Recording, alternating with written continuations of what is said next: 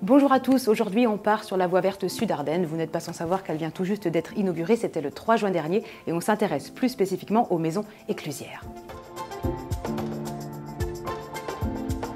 Pourquoi? Eh bien parce qu'à côté de cette voie verte, il va falloir développer des activités et des animations touristiques pour faire venir le plus de monde possible. Et les maisons éclusières constituent l'un des enjeux principaux de ce développement.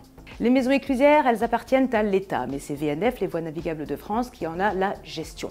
La plupart d'entre elles, malheureusement, est en ruine la plus totale et a besoin d'un bon coup de neuf pour espérer en faire quelque chose. Elles sont au nombre de 40 au bord du canal des Ardennes, dont 26 dans la superbe vallée des Écluses. Nous sommes à Mongon, Neuville-d'Ailly ou encore Le Chêne, un lieu spectaculaire et pittoresque qui représente un peu le joyau de cette voie verte. Le problème, c'est que la plupart de ces écluses ne sont pas accessibles en voiture via des routes perpendiculaires qui déboucheraient sur le chemin de halage. VNF freine donc un petit peu des quatre fers pour enfin céder ces écluses et il faut que ça passe par tout un tas de commissions, le ministère de la Transition écologique ou bien encore le domaine, c'est ce qu'on appelle la propriété de l'État.